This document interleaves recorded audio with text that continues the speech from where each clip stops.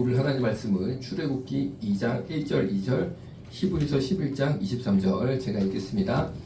레위 가족 중 한 사람이 가서 레위 여자에게 장가들어 그 여자가 임신하여 아들을 낳으니 그가 잘 생긴 것을 보고 석 달 동안 그를 숨겼으나 히브리 11장 23절 믿음으로 모세가 낳았을 때에 그 부모가 아름다운 아이임을 보고 석 달 동안 숨겨 왕의 명령을 무서워하지 아니하였으며. 아멘. 아멘. 자, 이집트 왕이 이스라엘 남자애가 태어나면 다 죽이라고 명령을 잠깐 내렸어요. 그때 모세를 죽이려는 사탄 마귀의 영적인 역사였다라는 거죠. 왜냐하면 모세 형 아론 3살 차이입니다.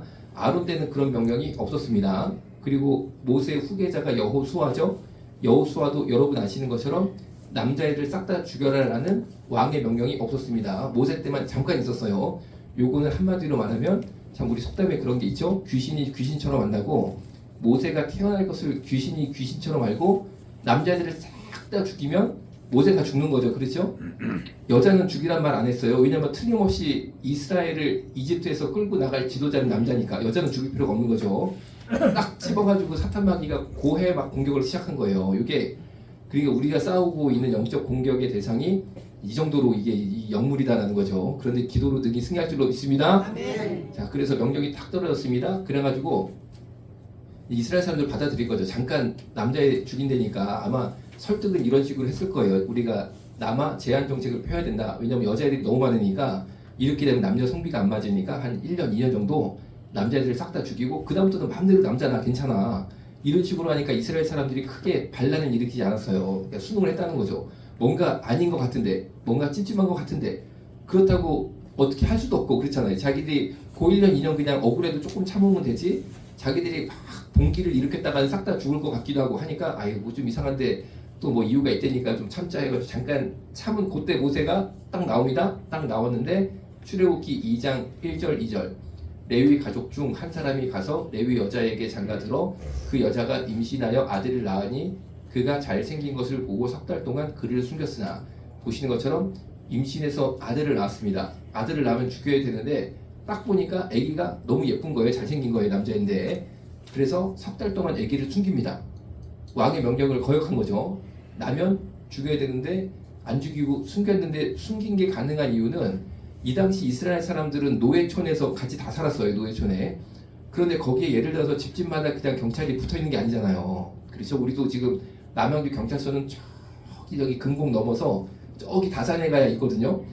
그냥 경찰이 여기 항상 있는 게 아니잖아요. 그러니까 노예촌에 사실 저 구석에서 무슨 일인지 일일이는 모릅니다. 그런데 어쩌다가 걸리죠. 이제 어쩌다 걸리면 큰일 나는 거죠. 지금이랑도 비슷한 거죠. 그러면서 자 그랬는데 석 달 동안 숨기긴 숨겼는데 분명히 얘가 울기도 했을 거고 그렇죠. 막 소리도 질렀을 거예요. 그런데도 발각이 안 된 거죠. 왜냐하면 저기 경찰서는 멀리 있단 말이에요. 그러니까 딱 운이 나빠서 걸릴 수는 있겠지만 석 달 동안 어떻게 잘 피했습니다. 자 그러면은 여기서 우리가 생각할 게 있어요. 그러면은 이 아이를 숨기다가 걸리면 부모님이 사형입니다. 사형이죠. 그렇죠? 그럼 이 부모님이 아기를 목숨을 걸고 어쨌든 간에 죽이지 말자라고 결정을 했다라는 거 중요한 거죠. 결과는 걸리든 말든 이거는 두 번째 문제고 일단 처음에 아기가 딱 났을 때 딱 보고 아 얘는 내가 죽이면 안 되겠다라는 마음을 먹었다라는 것은 내가 죽어도 좋으니까 일단 얘를 살려봐야겠다 이런 마음을 당시 이 아이의 출생 때 부모님이 그런 마음을 가졌다. 이게 지금 중요한 겁니다. 이게 중요한 거예요. 자 그런데 출애굽기 2장 1절 2절 보면 그 이유가 뭐라고 돼 있냐. 잘생긴 것을 보고라고 돼 있어요. 잘생긴 것을 보고 애기가 딱 태어났는데 얼굴을 딱 보니까 애가 너무 잘생긴 거예요. 그래가지고 아 얘를 안 죽였다 이런 식으로 표현이 돼 있습니다. 그렇죠? 그러니까 우리가 언뜻 생각할 때 인간적으로 이해되는 면이 있어요. 애기가 너무 예쁜 거죠. 태어나고 보니까 너무 예뻐서 아 얘를 죽인다고? 아 이거 나 못하겠는데? 이런 말을 먹이겠구나라고 우리가 인간적인 이해를 가질 수 있습니다. 자 그런데 바로 이 상황에 대해서 히브리서 11장 23절에 해석을 아주 딱 해놨어요. 해석을 자 제가 읽어봅니다. 믿음으로 뭐로요? 믿음으로 다시 제가 읽을 테니까 여러분 따라 읽어보세요. 믿음으로 요게 딱 붙었어요. 히브리서에는 같은 본문인데 요게 딱 붙었습니다. 그러니까 요게 제일 중요한 거예요.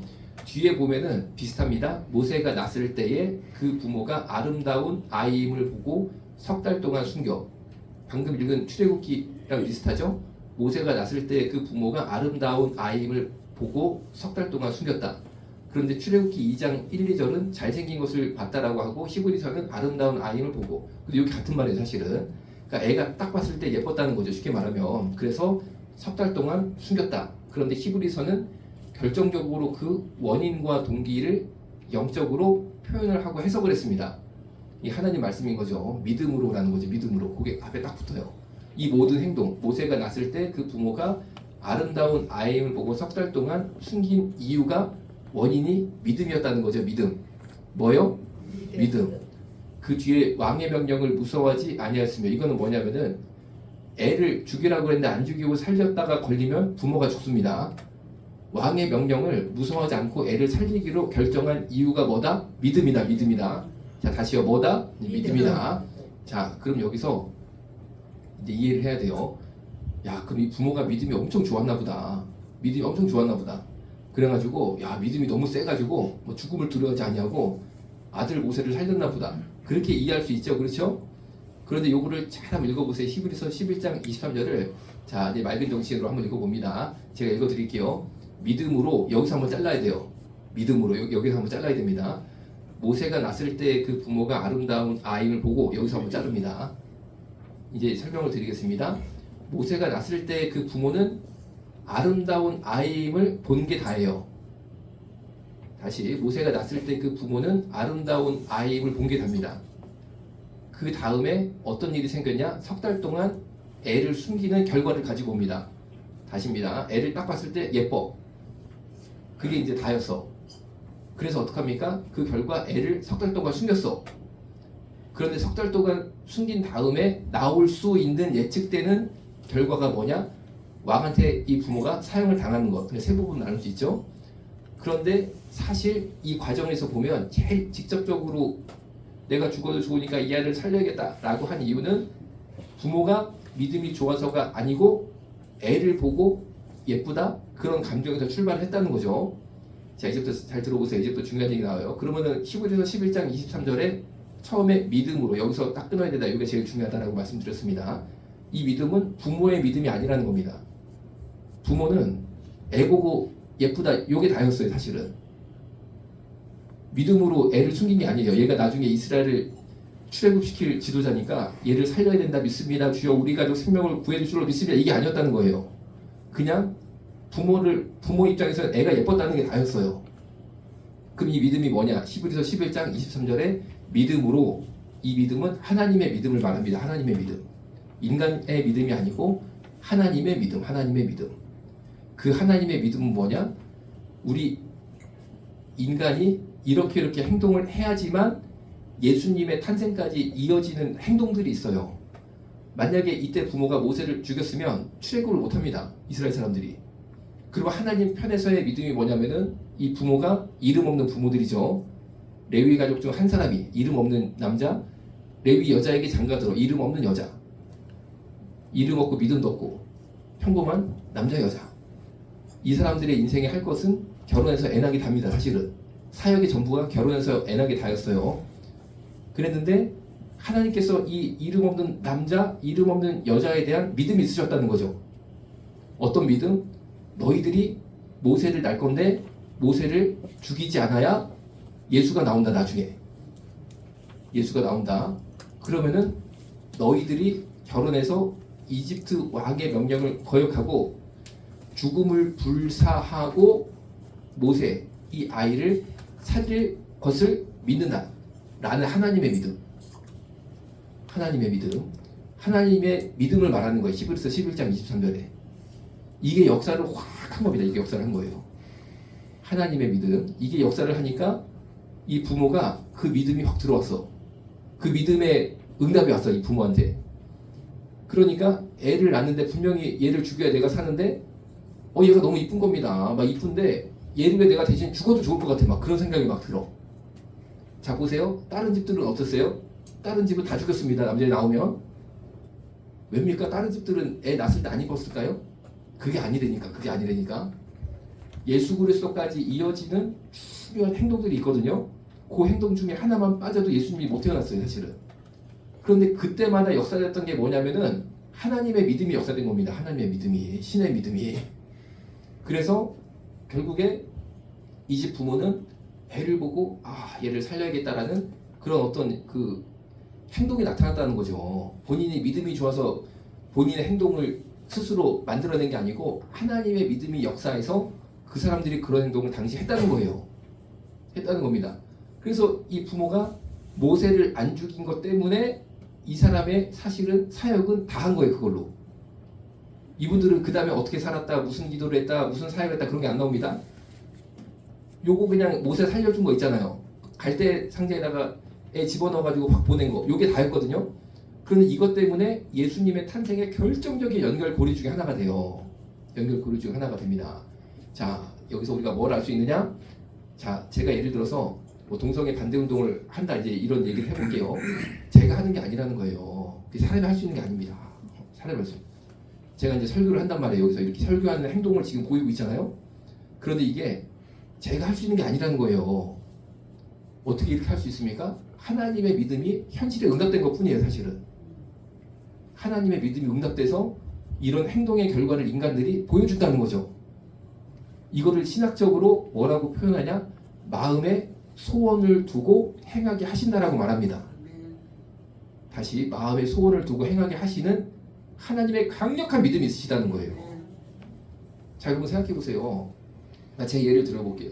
제가 믿음이 좋아가지고 믿음의 기도를 해가지고 동성애 반대 운동에 헌신하고 환자들 돌보고 전도하고 그리고 여기서 설교하고 그런 게 전혀 아니라는 거를 제가 누구보다 너무나 잘합니다. 너무나 잘합니다. 왜? 저를 열어서 보면요, 제 안에는 내가 뭐냐, 내가 죄인이야 보니까. 내가 잘하는 게 뭐냐? 죄 짓는 거를 내가 잘하는 거야 보니까. 완전 죄인. 완전 죄인인데 이 죄인이 그래도 설교도 하고 이 설교를 하면 또 그냥 하는 게 아니잖아요. 그렇잖아요. 말씀을 봐야 되고. 근데 말씀을 볼 때 이게 막 힘들고 괴로운 게 아니라 참 재미가 있거든요. 막 재미가 있는 거예요. 이게 막 이 보다 보면 막 새로운 이게 막 기도하다 보니까 또 막 뭐가 하나님 막 넣어주신단 말이야 이거를. 그러니까 이게 뭐 너무 재밌어. 그리고 너무 재밌고 막 눈이 번쩍 뜨 있는 것 같고 이게 뭐 그러니까 이걸 딱 또 정리를 하는 과정이 있잖아요. 정리를 싹 해가지고 오늘도 이렇게 A4에다가 정리를 해가지고 중요 말할 거. 제가 원고 써가지고 읽지를 않잖아요. 머릿속에 다 들어있어도 중요 포인트가 여기 다 들어가 있거든요. 그러니까 이게 이제 쉽게 말하면은 노력이 들어가는 거예요. 노력이. 그렇죠. 제가 막 무슨 막 직통 계시를 받아가지고 제가 여기서 설교를 하는 게 여기서 하나님의 귀에다가 말해가지고 내가 다다다 하는 게 아니란 말이에요. 과정이 다 있거든요. 이렇게 노력의 과정. 그런데 그러면은 내가 막 하나님 향해서 내가 헌신돼가지고 내가 막 그냥 막 사명에 불타가지고 막 이렇게 하냐 그게 아니고요. 자연스럽게 되더라고요. 그렇게 자연스럽게. 희한해. 희한하고요. 그리고 미리 와서 기도하잖아요. 기도하다 보면은 또 이게 설교가 확 정리가 돼 뭐가 막 이렇게. 그 제가 느끼는 게 이건 내가 하는 게 아닌데 이건 나는 주전공이 죄 짓는 게 주전공인데 죄인인데 할 줄 아는 건 죄밖에 없거든요. 그게 제 주특기인데 이건 분명히 내가 하는 게 아닌데 누가 하는 겁니까? 하나님의 믿음이 여기 앉아서 기도하는 나한테 이거는 응답되는 거다 이것은. 왜? 어쨌든 제가 오늘 설교하기로 다 이게 하나님께서 이 섭리 가운데 약속이 된 거잖아요. 여러분과 저 사이에. 그렇죠? 그러면 여러분들이 은혜를 받아야 되잖아요. 그리고 하나님의 믿음이 뭡니까? 저 염원섭이라는 저 쓸모없는 저 죄인이 하나 있는데 어쨌든 간에 저 사람이 이리저리 해가지고 하나님의 믿음 가운데 목산수까지 받아서 여기 세우셨는데 하나님께 세우셨는데 하나님의 믿음이 뭐냐? 너 염원섭 통해서 이 귀한 하나님의 말씀이 이렇게 그냥 입술을 통해 나가서 앉아 계신 하나님의 귀한 자녀들이 은혜 받기를 바라시는 그 하나님의 믿음이 역사되는 것 뿐입니다. 사실은 제가 하는 거 아무것도 없더니까 제가 하는 거 아무것도 없더니 모세 부모가 목숨을 걸고 한 게 아니라니까요. 하나님의 믿음이 응답된 거예요. 그게 바로 그런 겁니다. 자, 그래서 이게 하나님께서는 인간에게 예를 들어서 귀에다 대고 너 이거 하여라 명령이죠. 하나님의 명령. 예를 들어서 너 이 아이는 이스라엘을 구원할 예수 그리스도까지 이어질 아주 중요한 지금 연결고리가 될 그런 애니까 목숨을 걸고 얘를 살려라 라고 명령하신 적이 없어요. 명령에 순종한 게 아니었어요. 그냥 이 부모가 자기 혼자 이게 막 좋은 거야. 믿음이 막 좋아가지고 목숨을 막 갑자기 하는 거야. 이게 왜 이렇게 됐습니까? 하나님의 믿음이 응답됐다라는 거죠. 하나님의 믿음이 역사됐다. 그런데 성경을 전체적으로 쫙 펼쳐서 보면요, 히브리서 11장에 나온 믿음으로, 이 믿음은 하나님의 믿음입니다. 거의 그런 역사입니다. 자, 제가 예를 들어 들어볼게요. 우리 아브라함이 참 하나님의 계시를, 큰 계시를 많이 받았잖아요. 그렇죠? 아멘. 하나님의 큰 계시 많이 받은 게 아브라함 아닙니까? 그렇죠? 그런데 아브라함이 가나안 땅에 드디어 입성을 한단 말이에요. 가나안 땅에 드디어 입성했을 때 나이가 75세입니다. 75세. 75세. 그 몇 살에 죽었냐? 175세에 죽었습니다. 175세. 그러니까 가나안 땅에 딱 들어가서 75세 들어가서 175세에 천국에 갈 때까지 100년 정도 기간이죠. 100년? 100년 깁니다. 그렇죠? 그럼 언뜻 생각할 때 그때 별일이 많았잖아요. 막 이삭을 번제로 바쳐 이집트 갔다가 다시 올라와 등등 막 소돔 고모라 위에서 싸워 별일이 많았습니다. 아브라함이. 그렇죠? 그 100년 동안. 그리고 그 100년 동안 하나님이 아브라함한테 너 이렇게 하여라. 명령, 하나님 명령. 아브라함아 너는 이래라. 라고 딱 명령하신 게 몇 번일까? 100년에 몇 번일까? 이게 퀴즈죠, 퀴즈. 여러분 답은 말할 필요 없어요. 언뜻 생각해도 한 20번은 되지 않을까? 20번이라 봤자 5년에 한 번 명령하시는 거, 5년에 한 번.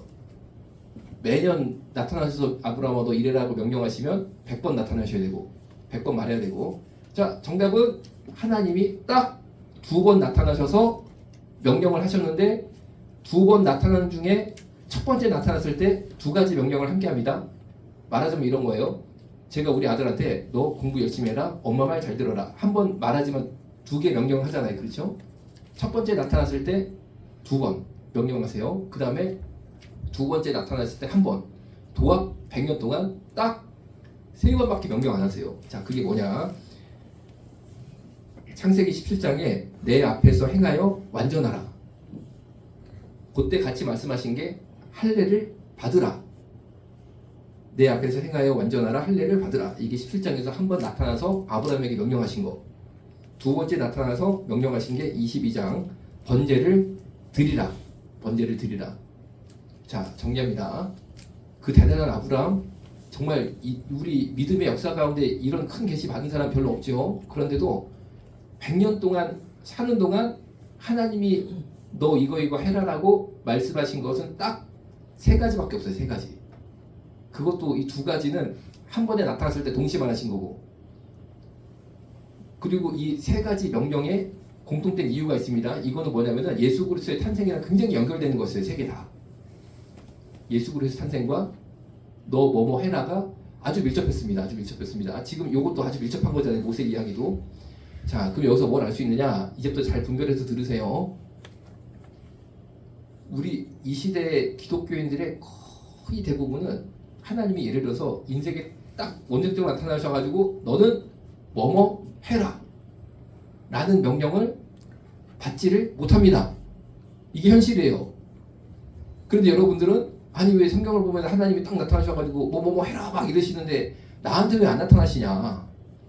정리합니다. 그 대단한 아브라함도 100년 동안 명령 3개밖에 못 받았어. 3개. 그 3개조차도 그게 돼야지만 예수님이 태어났거든요. 그거랑 연관이 돼 있습니다. 그런데 우리는 예수님이 태어난 이후에 신앙생활을 하고 있잖아요. 그렇죠? 그러니까 아브라함 때랑은 원인 자체가 틀립니다. 하나님께서 말씀하시는 그 원인 자체가 다 해결이 됐어요. 우리는. 그러니까 여러분들이 왜 하나님이 아브라함한테는 막 그렇게 말씀도 잘 하시더구만, 아니 왜 나한테는 왜 이렇게 안 나타나셔? 정말 이거 막 제가 좀 심한 표현에 죄송해요. 이거 짜증나네 이거. 나 구원 못 받은 거 아니야? 그렇게 생각하시면 안 된다는 거죠. 엄청 아브라함이 많이 받았을 것 같은데 의외로 3번 받았습니다. 3번 명령을. 그것도 예수님 탄생에 연결된 거. 그런데 우리는 예수님이 탄생됐잖아요 이미. 그러니까 어떻게 보면 하나님이 직접 나타나서 우리한테 계시하실 이유가 없는 거예요. 왜? 성경에서 예수님이 누군지 다 이미 우리한테 주셨잖아요. 또 예수님이 누군지 우리가 알고 있잖아요. 그런데 아브라함은 예수님이 누군지 몰랐거든요. 왜? 태어나지 않으셨으니까. 그런데 아브라함이 예수님을 믿고 구원받았거든요. 왜? 하나님이 나타나서 직접 얘기를 하시니까 아는 거죠. 어떻게 합니까? 예수님 보지도 못했는데. 근데 우리는 예수님 누군지 다 알잖아. 이스라엘에서 골고다 언덕에서 십자가 매달려 돌아가신 그 청년 예수. 그 사람이 누군지 알잖아요. 그래서 기본적으로 하나님이 아브라함한테 나타나신 것처럼 우리한테 나타날 필요가 상당히 없는, 우리가 이게 은혜인 거지. 이게 은혜인 거죠. 이게 은혜인 거죠. 왜? 예수님이 누군지 아는 은혜를 우리가 큰 거 받은, 이미 우리는 그 큰 은혜를 받고 태어난 거예요. 받고 태어난 거. 쉽게 말하면 재벌집에 태어난 거지. 재벌집에 고생할 필요가 없어요. 우리는. 근데 아브라함 보세요. 아니 예수님이 누군 줄 알고 예수님을 믿습니까? 아무것도 손에 쥔 게 없는 거야. 무일푼으로 시작하는 거야 아브라함은. 그러니까 자꾸만 얘기해 주셔야 되는 거고. 자, 그 다음에 이제 두 번째. 그러니까 여러분이 막 하나님께서 나한테 딱 나타나가지고 뭐뭐 해라, 뭐 내 아들아, 딸아, 뭐뭐 해라 이렇게 얘기를 안 하신다 하더라도 그것은 내가 영적으로 재벌집에 이미 태어났기 때문에 이미 이것은 내가 복을 받은 것이다. 오히려 그렇게 생각하시면 된다는 거죠. 하나님이 나를 덜 사랑해서가 아니고. 그럼 두 번째로 엄청 막 하나님께서 막 나타나서 얘기한다는 그런 분들 계시거든요. 그걸 어떻게 해석해야 되냐? 그런 분들은 아주 저는 귀하다고 생각해요. 정말로. 아주 귀한 거예요. 그거는 특별하게 그렇게 쓰는 분들이 있습니다. 그거는 예를 들어 제가 목사 된 거랑 똑같은 거예요. 그렇게 그냥 막 하나님의 음성을 듣고 그런 사역을 맡은 분이 계시거든요. 그런데 그거는 하나의 역할일 뿐이지 그분들이 더 하나님의 사랑을 받는 것은 아니다라는 거죠. 세 번째, 사실 듣지도 못했는데 맨날 들었다고 하는 사람도 있다. 이게 문제인 거죠. 이제 그런 직임 때문에 하나님이 계속 정말로 막 말씀을 하시는 게 아닌데 본인이 약간 이제 착각을 하는 거죠. 착각을 하는 거. 그래가지고 자꾸만 들었다라고 얘기하는 사람도 있거든요. 그런 분들은 어떻게 이제 우리가 봐야 될 것이냐? 그냥 그분들은 조금 이제 영적으로 말씀 가운데 정돈이 되면 이제 양그르겠죠. 그렇죠. 말씀을 정돈이 좀 돼야 됩니다. 말씀 정돈이 돼야 돼요. 그런데 약간 그거를 악용해가지고 사람들을 끌어모으고 막 이제 막 이렇게 선동하기 시작하면 그 무서운 거죠. 이단이죠. 이단. 여러분 그 이만이라고 이단 아시죠? 신천지? 그 이만희. 근데 이만희 형이 누군지 아세요? 이만두. 진짜 만두예요. 진짜. 만희 형은 만두. 그런데 이만희는 이단인데 이만두 형님은 장로님이었어요. 정통교회 장로님. 근데 이 장로님이 저 이만희 저 사기꾼이라고 평생 막 그랬어요. 내 동생 이만희지만 저거 사기꾼이고 저 큰일하고 내가 쟤를 어떻게든지 막아야 되는데 하여튼 막 그렇게 말씀도 하시고 기도도 하셨다고 제가 들었습니다. 그런데 여러분 이만희 신천지가 결정적으로 크게 국민들한테 이단이다 나쁘다라고 인상을 심어주고 아주 이제 몰락하게 된 큰 계기가 대구에서 형님이 죽었을 때 장례식장에 신천지가 그냥 막 집단으로 들어가면서 코로나가 퍼지면서 그냥 막 조사받고 되게 흔들렸잖아요. 그렇죠? 그 장례식이 이 만두 장로님 장례식이었어요. 만두 형이 죽었어. 만두 형이 죽었는데 사이가 안 좋았어 둘이. 근데 어쨌든 간에 형이 죽으니까 동생이 가긴 가야 되잖아요. 그렇죠? 근데 이만희가 이게 조용히 갔으면 좋았는데 사이도 별로 안 좋았으면 조용히 가도 되는데 이 과시욕이 있잖아요. 사람이. 내가 교주고 내가 메시아라고 주장한 사람이 분명히 거기 장례식장에 가면 사람들이 카메라를 막 찍을 거 아니에요. 솔직히. 야 이만희가 왔네 해가지고 막 기사도 나갈 거 아닙니까? 그런데 이게 막 자기가 이제 망하려니까 또 이제 하나님의 믿음이 역사한 거죠. 요건 야긴에게 역사한 하나님의 믿음. 그러니까 신천지 애들이라 표현 죄송해요. 정말 청년들 막 흰옷을 입혀가지고 다 데리고 간 거야 막 장례식장에. 왜 조직폭력배들이 보스 갈 때 자기 혼자 안 가고 그냥 막 다 데리고 가잖아요. 위압감을 주려고. 또 형이 장로란 말이야. 그래가지고 교회장으로 막 목사님 와가지고 치르니까 신천지의 위세를 또 보여주고 싶었겠지. 또 형이 평생 나 이단이라고 막 그랬으니까 그래 우리 형 죽었는데 그래 내 힘을 보여줄게. 뭐 그런 어떤 과시욕도 있었겠지. 그래가지고 흰옷 입고 젊은 애들 다 데리고 갔다가 다 코로나 걸려버렸어. 애들이 돼버렸어. 자, 이 얘기를 왜 하느냐? 이만희가요 원래 통일교부터 시작해가지고 온갖 이단에서 그냥 어린 시절 보낸 사람이거든요. 계속 평생 공부도 제대로 못했습니다. 초등학교 못 나왔어요. 제가 알기로. 그랬는데 거기서 교리들을 다 배운 거예요. 이렇게 통일교 교리 뭐 옛날 장막선전이라고 또 이단 있었거든요. 유명한 이단. 그거 막 배워가지고 그 비유풀이라고 다 거기서 배웠어요. 싹 배웠는데 결정적으로 신천지가 신천지 될 수 있었던 게 서울역에 앞에 있는 웬 허름한 다방이 있대네요.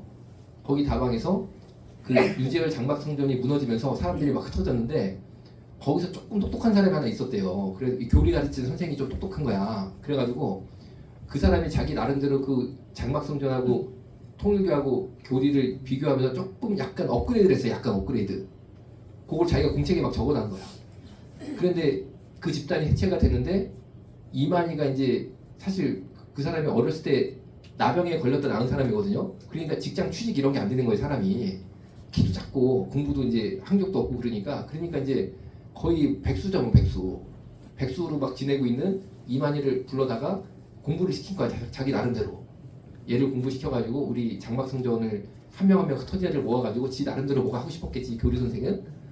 근데 이만희가 그거를 탁 배운 다음에 그거를 자기가 맞는 것처럼 포장을 해가지고 신탄이라는 책을, 이 사람의 그 이론 있잖아요. 그걸 가지고 자기가 신탄이라는 책을 이렇게 막 써가지고 전국에 3,000권을 그냥 막 제본을 해가지고 도서관에 보냈거든요. 그거 보고 이제 신천지에 빠져버린 거예요, 사람들이.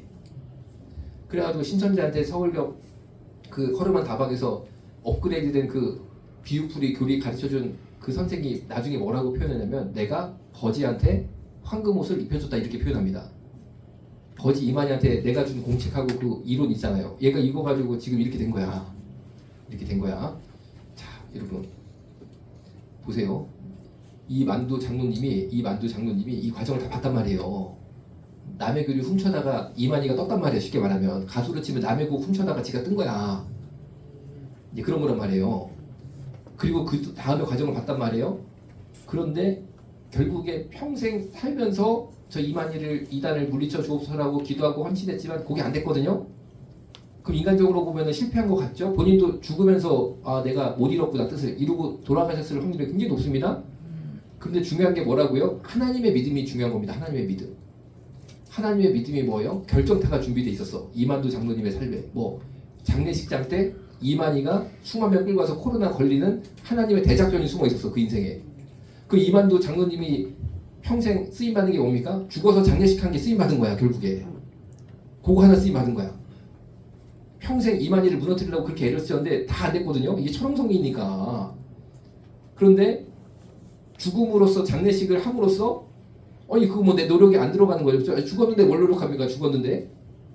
근데 태필이 뭐 코로나 때 딱 돌아가셔가지고 장례식을 열었다가 그냥 거기서 코로나가 확 그 저기 신천지가 왔다가 퍼지는 이거는요.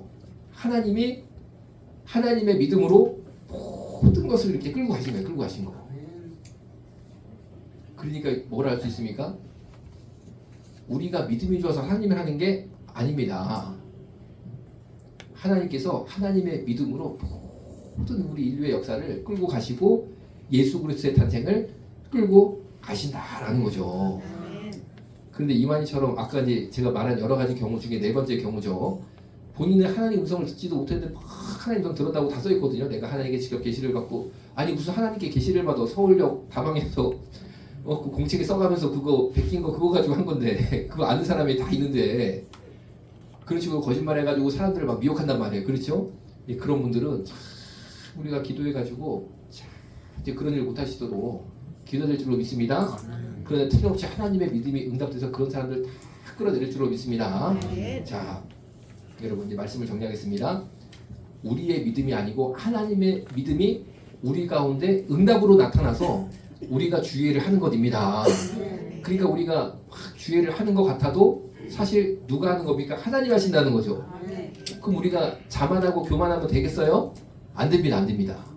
내가 하는 게 아니고 하나님의 믿음이 응답되는 거고 심지어 내가 평생 아무런 열매가 없었는데 내가 죽음으로써 응답받는 것도 있을 수 있다는 거죠. 왜? 하나님이 하시는 거니까. 기도하겠습니다. 살아계신 아버지 하나님, 우리의 믿음, 우리의 헌신이 아니라 하나님의 믿음이 응답되는 줄로 믿습니다. 하나님의 믿음이 열매 맺는 줄로 믿습니다. 하나님의 믿음의 대상이 되게 하심에 감사를 드립니다. 예수님의 이름으로 기도드렸습니다. 아멘.